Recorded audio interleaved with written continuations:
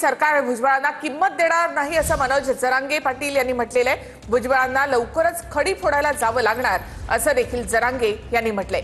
Bogus आरक्षणवाल्यांनी Kunbi आरक्षणावर बोलू नये असं देखील जरांगे यांनी म्हटलंय। त्या माझ्यासोबत मराठा आंदोलक मनोज जरांगे पाटील आहेत। पाटील साहेब, तुम्ही सुद्धा बघितलं असेल किंवा ऐकलं असेल की मंत्री छगन भुजबळ हे GR वरून चांगलंच आक्रमक झाल्याचं पाहायला मिळतं। मराठा या शब्दावर त्यांनी आक्षेप नोंदवलाय आणि चुकीच्या पद्धतीने जात प्रमाणपत्र नको असं ते म्हणतात।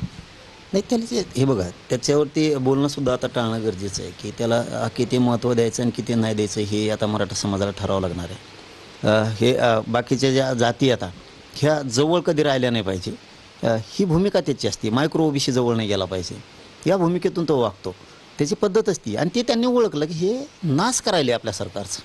त्यामुळे तो म्हणला काय नाही म्हणला काय, त्याला काही किंमत देणार नाही सरकार आणि आम्ही तर देतच नाहीत।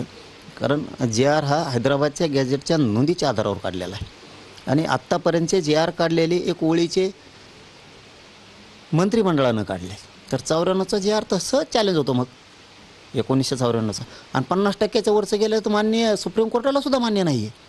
50%च्या वर जे 2% आरक्षण गेलं 52 झालं ते तर मान्यच नाही आहे। ते 2 आणि हे 16, 18% पूर्ण ओबीसी बाहेर पडतो। मग याचासुद्धा विचार फडणवीसनी करणं भुजबळनी करणं गरजेचं आहे, पण तो करणार नाही। तो नासका आहे, त्याचं काय सवय आहे की मराठ्यांचा वाटोळं झाला पाहिजे, ओबीसी झाला पाहिजे, फक्त मंत्रिपद त्याला मिळालं पाहिजे ह्या भूमिकेत। दलित मुस्लिम आपल्या अंगावर घालतोय, मायक्रो ओबीसी सगळं अंगावर घालायचं काम फडणवीसांच्या भुजबळांनी केलं। हे त्यांच्या आता लक्षात आलं, एक जात जवळ धरून उपयोग होणार नाही, तर सगळ्या जाती आपल्यासोबत असणं गरजेचं हे सरकारच्या लक्षात आलं। म्हणून तर आता त्याचं थोड्या दिवसात बघा तुम्ही, आपलं तुम्हाला माहिती आहे ना, आपण जे बोलतो ते करतो पण आणि तसं होतं पण। तुम्हाला लय थोड्या दिवसात त्याचा गेम झालेला दिसत, पुन्हा ते तिकडे खडी फोडायला जाणार आहे। त्यांनी आणलं होतं, फडणवीसांनीच आणलं त्याला, पण आता तेच त्याला वापस पाठवणार आहे। आतापर्यंत काढलेल्या सर्व कुणबी दाखल्यांची एक श्वेतपत्रिका काढावी आणि त्याची चौकशी करावी अशी मागणी जी आहे ती मंत्री पंकजा मुंडे यांनी केली। मी ते नाही ऐकलं, मी मीडियाच्या माध्यमातूनच ऐकतो की ते असं म्हणल्यात म्हणून, परंतु आम्हाला नाही वाटत त्या म्हणल्या असतील, कारण त्यांच्या घराला एक वेगळा वारसा आहे आणि वारसा आणि विचार तोडून चांगला रस्ता सोडून पायवाटीनं काट्याच्या रस्त्यानं जायचं काम ते करणार नाहीत असं वाटतंय। पण जर बोललंच असेल तर चांगली गोष्ट आहे, मराठी तरी शाने होतील।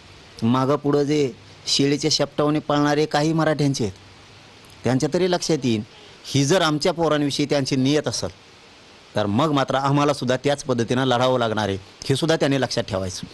असं तुम्ही बोगस आरक्षण खाणाऱ्या लोकांनी आमचे प्रमाणपत्र बोगस नाही समजायचे, त्याची जाणीव आम्हाला आहे आणि तुम्हालाही त्याची जाणीव आहे। तुम्हाला माहिती आहे तुमचं आरक्षण बोगस आहे का नाही।